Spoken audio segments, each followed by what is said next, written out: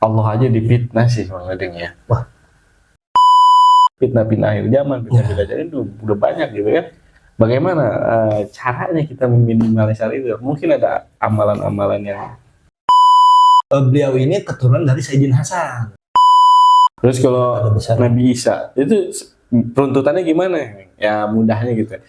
Imam Mahdi dulu kah? Apa Dajjal dulu? Apa Nabiullah Isa dan turun ke bumi?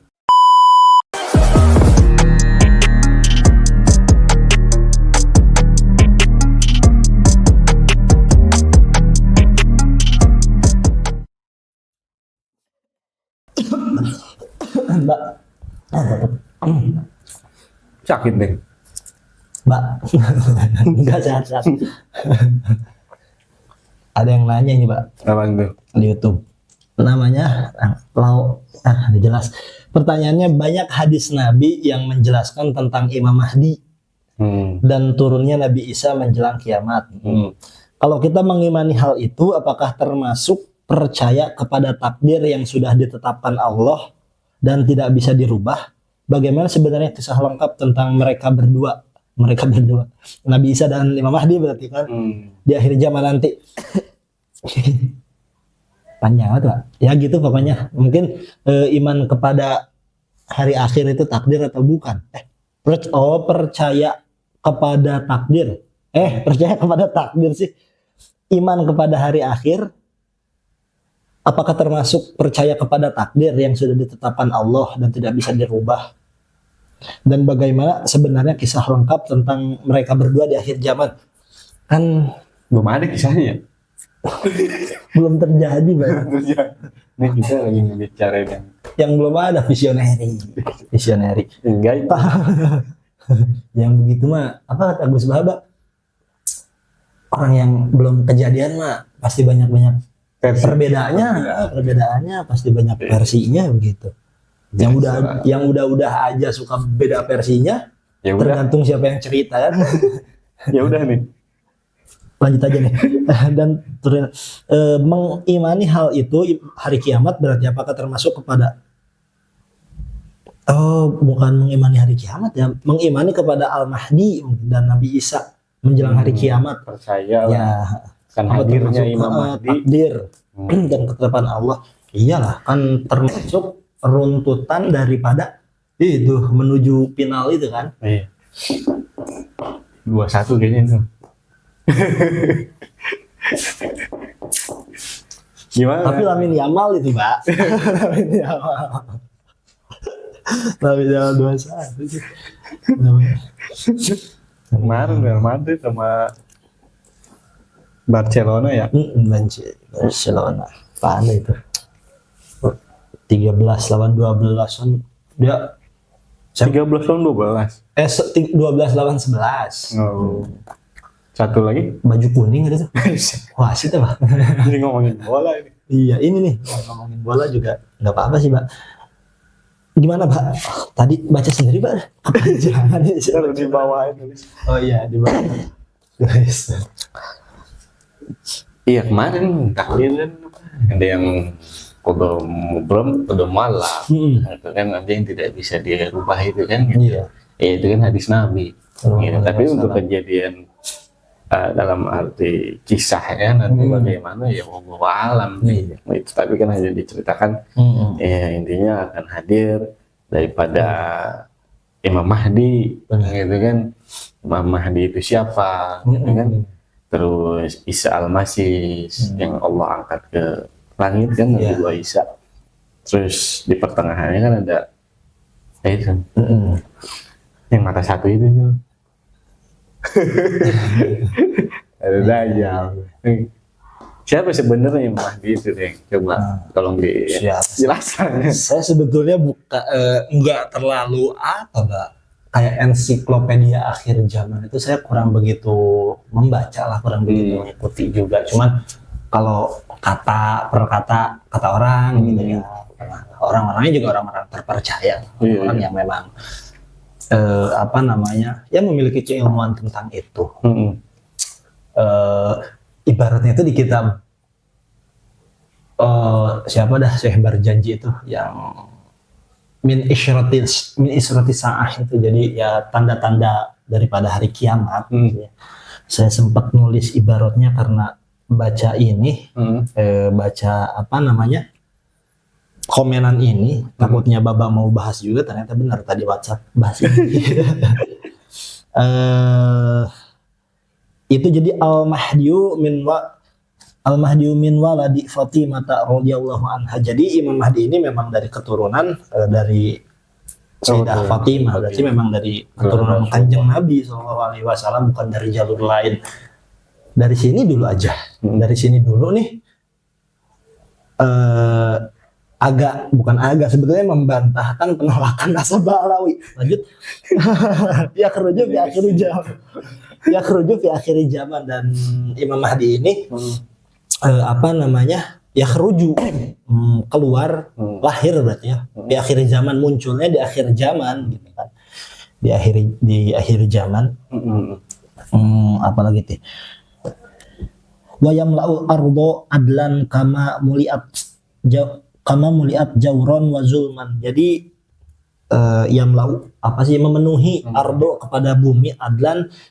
Jadi Imam Mahdi ini ya akan membawa bumi kepada keadilan setelah sebelumnya dipenuhi dengan kekacauan, kejoliman, dan jauron, penindasan lah kayak gitu. Dan di baiat itu kan di antara rukun, kalau saya yubaihullahu baina rukni wal maqam, rukun Yamani itu kan di Hajar Aswad, dan maqam rukun Yamani dan maqam Nabiullah Ibrahim berarti ya. Di antara itu kalau nggak salah 40 ulama dunia itu. Apanya? Yang baiatnya. Iya. Kan sempat kabur dulu Imam Mahdi. Bukan kabur sih, lari gitu.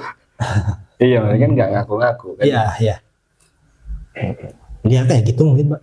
Nah, dan ini tuh beliau ini keturunan dari Sayyidina Hasan. Dari Sayyidina Hasan, melalui jalur Sayyidina Hasan menunjukkan bahwa Imam Mahdi ini memang membawa melalui kelembutan hati dari Sayyidina Hasan. Jalurnya dari Sayyidina Hasan. Mungkin dari ibu jalur Sayyidina Husain, jadi gabung mungkin. Bisa jadi. Ya Allah. Iya. Jadi pada saat mau dibaiat itu, kan semalam itu dia diberikan sama Allah itu kelebihan yang luar biasa. Nah, para ulama itu melihat keutamaan itu pada saat itu, akhirnya di baiat itu kan, di antara rukun Yamani dan maqam Ibrahim itu. Sempat ke Madinah juga itu, nggak mau maksudnya gitu. Akhirnya kan kalau misalkan nggak mau, karena aku bunuh ya, akhirnya salaman baiat lah semuanya ke Imam Mahdi itu, nanti di akhir zaman. Tapi ini juga udah pastinya pas akhir zaman cuma sekarang. Tapi Allah alam kapannya gitu kan. Iya. Itu kitab itu karya Imam Barjanji itu Al-Isya'atu li Syarti Sa'ah. Isya'atu li Syarti Sa'ah. Jadi ya tanda-tanda kiamat besar dan kiamat kecil.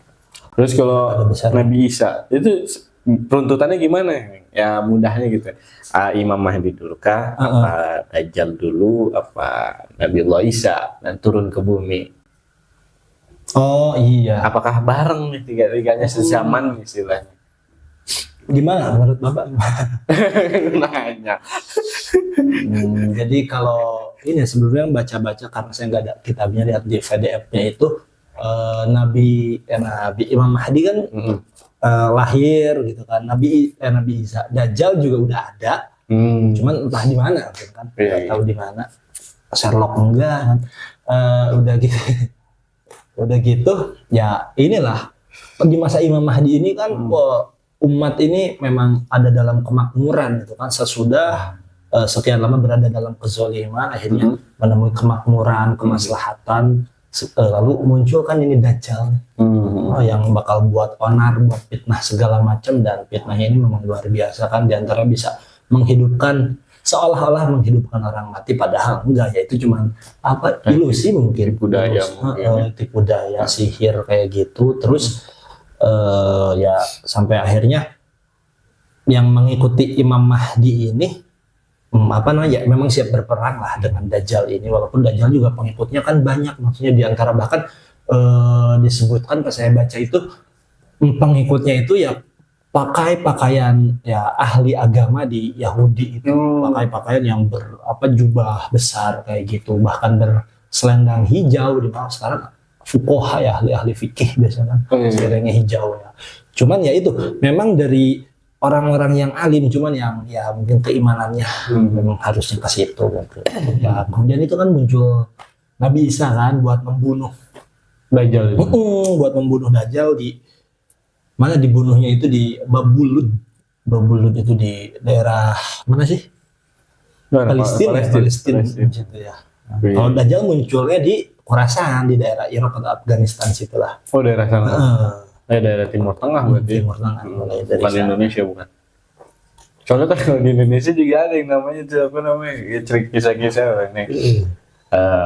Kayak ramalan gitu kan. Ramalan Ratu Adil nanti kan, Satrio Pindin gitu kan. Ya kalau di Islam kan Imam Mahdi kan, gitu. Allahu alam istilahnya nanti lahir di mana nggak tahu kan, tapi sudah sudah diberitahu kan yang nanti kan Imam Mahdi nanti dibayat di antara itu pemimpin adil yang namanya seperti namaku itu ya, seperti nama kanjeng Muhammad bin Abdullah ya namanya, dan keturunan dari Sayyidatul Fatimah. Iya. Nah, ada kisah rada unik tuh tentang Dajjal pada zaman Kanjeng Nabi. Jadi Kanjeng Nabi itu lagi nyeritain akhir zaman lah, akhir zaman, nyeritain neraka juga, nyeritain akhirat lah yang ya rada serem juga mungkin. Gitu. Sahabat sampai astagfirullah gitu ya. Biasanya ada orang Baduy nanya, orang ya sedikit Baduy mungkin gitu. Nah, ini bagaimana Dajjal itu? Gitu kan, Dajjal nanya tentang Dajjal. Ya nanti di akhir zaman itu Dajjal itu akan membawa sepotong roti sama air lah istilahnya. Pokoknya pada saat itu orang kehausan lah, sangat berharga lah makanan itu. Intinya ya uang kayak gak bernilai mungkin ya. Allahu alam bagaimana itu. Jadi istilahnya kan Dajjal bilang ini surga, ini neraka. Surganya Dajjal, ini neraka. Nerakanya Dajjal ya ngebawa itu kan, gitu. Ya Allah alam nih gimana dia ngebawa itu. Nggak ke imajinasi nih. Luar biasa lah marketing Dajjal ya. Marketing Dajjal kan. Gitu kan kalau ditawarin kan roti itu ya dia menjadi pengikut Dajjal mungkin gitu kan. Akhirnya kata Bade itu kalau misalkan saya nipu Dajjal gimana Kanjeng Nabi istilahnya gitu. Gitu. Jadi rotinya saya makan, airnya saya minum, saya bisa nggak ngikutin Dajjal gitu. Dajjal ini kan nggak apa-apa ditipu. Tapi Kanjeng Nabi tersenyum dengan pertanyaan itu yang tadinya lagi serius gitu, ngebahas aja senyum gitu kan. Tapi di akhir-akhir kalau di kitab Ihya itu adalah bubur bukan roti. Di Ihya. Di akhirnya Kanjeng Nabi setelah senyum itu bilang, tenang, Allah akan mencukupkan umat Islam. Gitu. Jadi tidak perlu itu untuk orang-orang munafik mungkin seperti itu. Gitu. Jadi kalau kita makan diharamkan untuk menerima daripada makanan dari Dajjal itu. Kalau di kitab Ihya begitu kurang lebih kan tadi. Gitu. Jadi kan fitnah-fitnahnya sangat luar biasa lah. Gitu. Makanya kan pernah dengar itu tapi rada lupa gitu. Meminimalisir mungkin fitnah-fitnah akhir zaman ini. Mungkin fitnah-fitnah Dajjal ini udah fitnah-fitnah akhir zaman, fitnah Dajjal ini udah banyak gitu kan. Bagaimana caranya kita meminimalisir itu? Mungkin ada amalan-amalan yang bisa dibaca mungkin gitu. Ya mungkin kan banyak juga ya doa-doa gitu. Cuman entah doa itu entah kita akan terhindar dari fitnah Dajjal secara langsung atau kita diwafatkan sebelum masa Dajjal itu. Mudah-mudahan sih yang kedua sih Pak. Hanya repot deh. Kayaknya ujiannya berat itu. Bilang aja nggak kuat kayak ini. Kayak baca yang di tasyahud akhir itu. Yang paling baru yang kemarin. Tasyahud lagi Pak. Wa min aujika min adzabil qabr iya. jahannam. Fitnatil masyihid dajjal itu baca doa itu, ataupun yang boleh nanti ditulisin. boleh mungkin boleh, atau ini baca surat apa Al-Kahfi.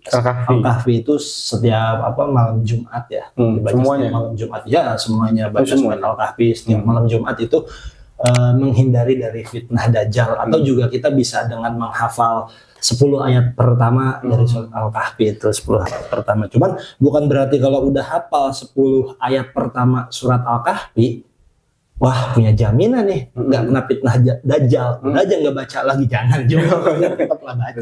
Gitu. Iya. Lupa juga kan kalau nggak dibaca, gimana Mbak? Sungguh katanya hafalan Al-Quran itu lebih mudah hilang daripada sekedar unta yang diikat di pohon gitu. Tapi memang ya namanya fitnah ya. Ya zaman fitnah gitu kan, bagaimana cara tadi kan salah satunya dengan amal mungkin. Allah aja difitnah sih sebenarnya ya. Wah. Iya, difitnah punya anak. Iya kan? Iya, Rasul juga kan difitnah kan? Iya. Iya. Itu fitnah banyak kenanya Mbak. Iya. Punya anak. Apalagi model-model kayak kita. Iya juga. Gitu. Sangat-sangat perlu maksudnya untuk membaca amalan. Iya. Seperti itu kan? Atau misalkan ada orang yang menyebarkan fitnah. Ya kita mungkin kata ulama, sebagian ulama itu diam. Tapi kalau misalkan sudah keterlaluan, kita harus berbicara, kita harus berbicara, gitu. Kita ngomong gitu. Tapi memang apa ya, ujian-ujian gitu ya. Kalau kata kayak Kak Fabi Mahrus itu yang dulu Boyo, orang yang banyak ujian itu katanya banyak ujiannya itu sedikit lagi akan menuju kesuksesan, kurang lebih. Maksudnya akan sukses setiap orang yang banyak ujiannya gitu. Jadi memang kan akhir zaman ini mulai apa sih, banyak kisruh lah ya, perang gitu kan. Nanti kan katanya Dajjal itu dibunuh dengan pedang kan? Oh, kalau saya dengan tombak, dengan tombak. Nah, kan berarti kalau ada bahasanya tombak atau pedang lah ya. Kan sekarang zaman pistol, zaman nuklir gitu kan. Apakah nanti zaman itu udah listrik pada mati, elektronik pada padam dan lain sebagainya gitu kan. Ada yang menceritakan pada saat Imam Mahdi itu ke Madinah itu kan sebenarnya harusnya 8 hari, tapi dengan Allah percepat gitu kan, Allah percepat jadi 1 hari semalam. Berarti kan apakah kendaraan sudah tidak ada, apa kembali ke zaman dulu pakai kuda lagi, apa Allah alam itu. Iya kan? Iya, yang disunahkan itu kayak nemkan ya, memanah berkuda kayak berenang ya. Mungkin itu kan jadi kuda lewat laut, kudanya kasihan berenang, bawa panah, bawa pistol, takut dia mati pistolnya. Ya mungkin ke situ juga kan. Cuman itu ada yang menarik, waktu baca itu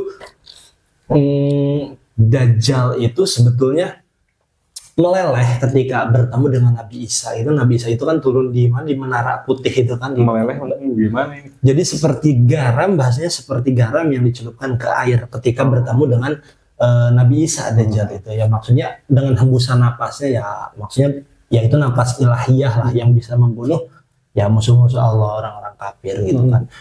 Ya dengan fitnahnya yang luar biasa, dengan sakti lah, mungkin Dajjal ini sakti, dia bisa segala macam, bilang ke bumi, ke tanah untuk menumbuhkan tumbuhan tumbuh, untuk menurunkan hujan turun. Cuman itu kan karena ya memang dikehendaki oleh Allah untuk diantaranya menguji keimanan orang-orang saat itu. Dan dimana kalau ciri yang umumnya fisiknya yang kata Bapak tadi, matanya ini sebelah kan ya, terus di jidatnya ada tato tulisan kafaro gitu kan, dan itu bisa dibaca oleh semua orang mukmin baik qori maupun ummi, maksudnya dia bisa membaca ataupun tidak, tapi dibaca dengan keimanan. Jadi kelihatan lah ada tanda kafir, tulisan kafir itu. Nah jadi itu tadi kayak garam yang meleleh gitu kan, takut pokoknya. Mungkin karena ketakutan. Cuman ya ada juga, kalau saya sempat ya karena tadi baca-bacanya di ini di ensiklopedia akhir zaman itu di internet. Lucu katanya dikarungin Mbak aja. Dikarungin. Cuma ditombak. Kalau di kitabnya Imam Berjanji itu kayak gitu pakai tombak sih, maksudnya dengan dengan satu pukulan yang mana kamu tidak bisa lagi menghindar dari ini. Sama Nabi Isa ya. Nabi Isa. Ya. Tapi Nabi Isa itu ngomongin Nabi Isa nanti kan pas diturunkan ke bumi lagi gitu kan, itu kurang lebih selama 40 tahun. Memang angka 4 ini rada-rada unik, gitu, ada keunikan.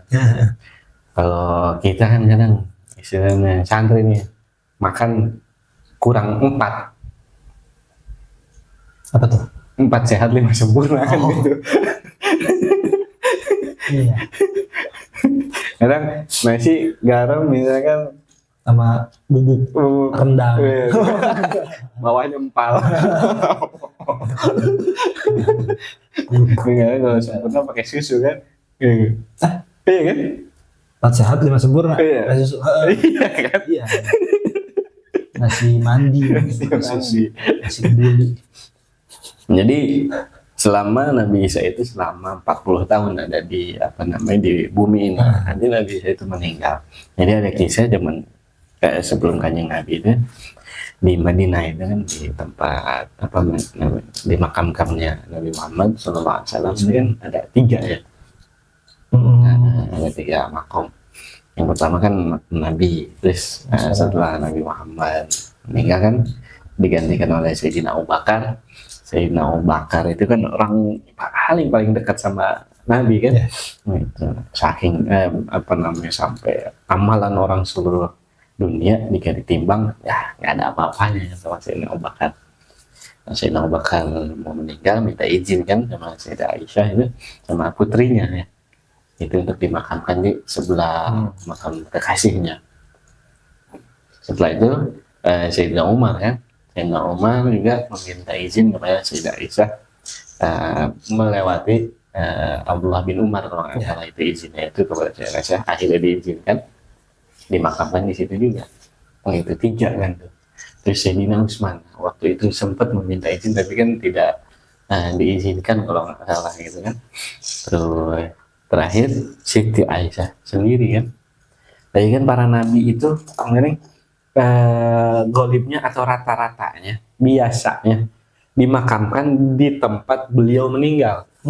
Kanjeng Nabi meninggal di atas kasur ya. Nah dimakamkan di situ kan di kamarnya kan.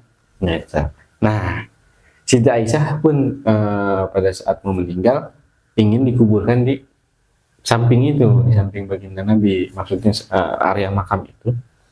Tetapi sama umat Islam itu pada saat itu pada sahabat-sahabat tidak mengizinkan sebagian itu karena ada Sayyidina Umar, bukan mahram. Oh iya. Gitu. Akhirnya kan dikuburkan kan di Baki kalau nggak salah ya. Pakai. Nah, yang keempat ini adalah Nabi Isa, nanti dikuburkan di situ. Jadi 4. Jadi Nabi Isa itu termasuk kepada sahabat Nabi, termasuk kepada umat Nabi. Oh iya benar-benar. Ya. Karena nanti hidup itu tetap dengan risalahnya Nabi Muhammad. Iya, membawa kepada itu tadi syarat Nabi Muhammad Sallallahu Alaihi Wasallam. Itu Nabi Isa itu.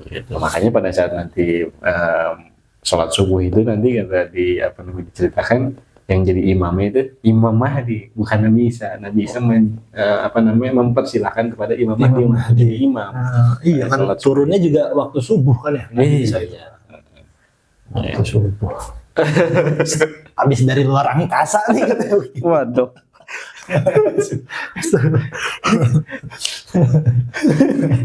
Tapi memang ujian mungkin ujian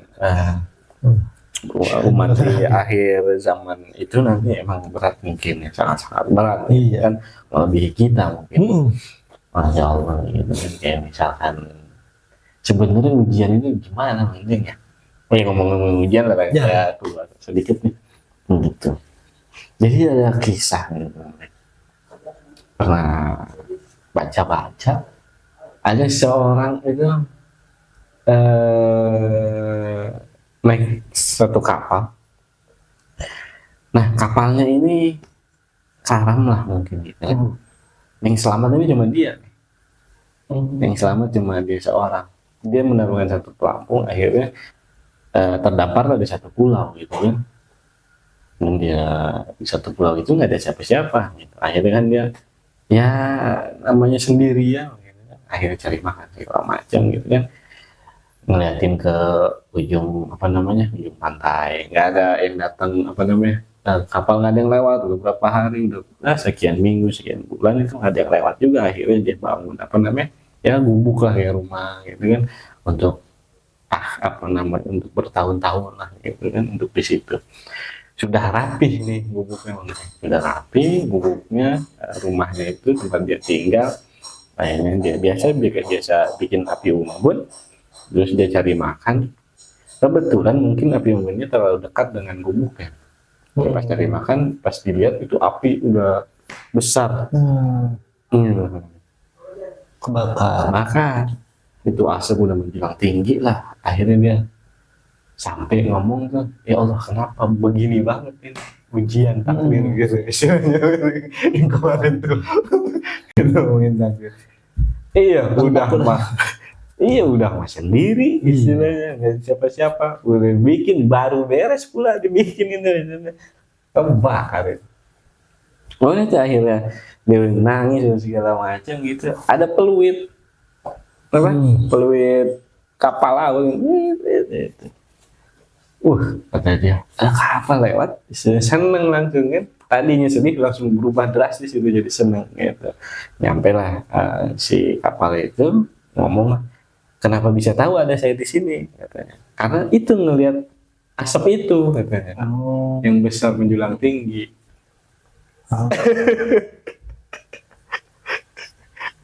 Begitu. Jadi hikmah yang bisa diambil ketika kita selamat dari tenggelamnya sebuah kapal, lebih baik membakar rumah gitu. Iya, itu tadi hujan-hujan itu pasti ada hikmahnya. Ya, setiap zaman gitu kan, dari zaman dulu sampai zaman sekarang itu pasti ada hikmahnya. Bagaimana kita bisa melihatnya dari sisi-sisi yang baik kan gitu. Yang misalkan kita melihat langit, melihat laut gitu kan, kita melihat ujian gitu, kita melihatnya kan itu kan. Kita ngeliat langit kita mah gitu. Tapi kalau orang udah naik tingkat nih, yang kata di Hikam itu, kalau dia ngeliat langit, dia bukan ngeliat langit, ngeliat Allah. Jadi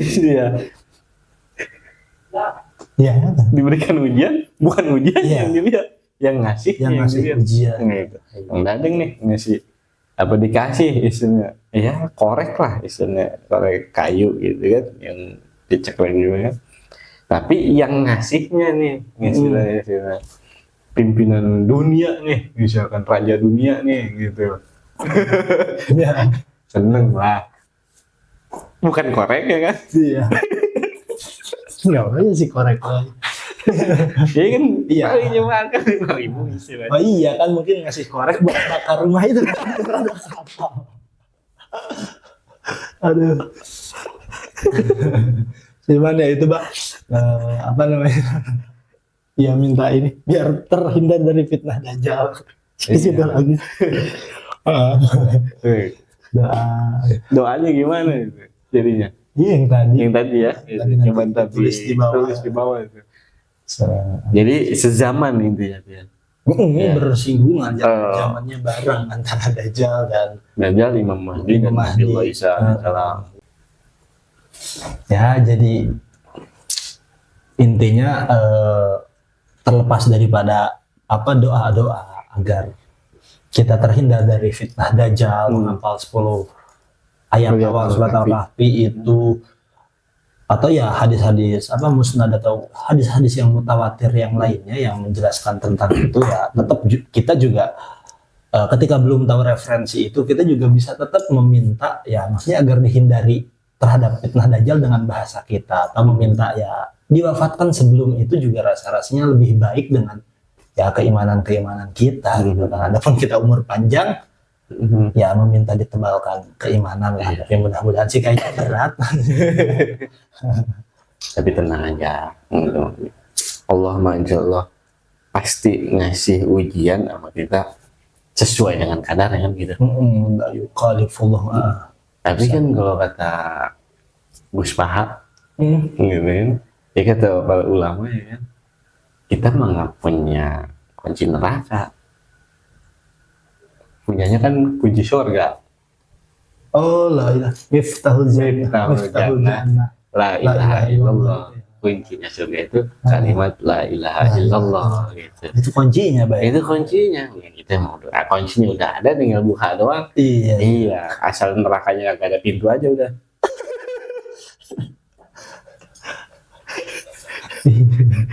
Makanya kalau orang masuk neraka heran juga kuncinya nggak punya. Masuknya tanpa izin. Makanya ikut sama ulama gitu, punya guru gitu. Nah kalau nggak punya guru, dia nyelonong aja. Kalau punya guru kan gini, woi, mari jangan nyelonong. Kunci yang nggak punya main masuk.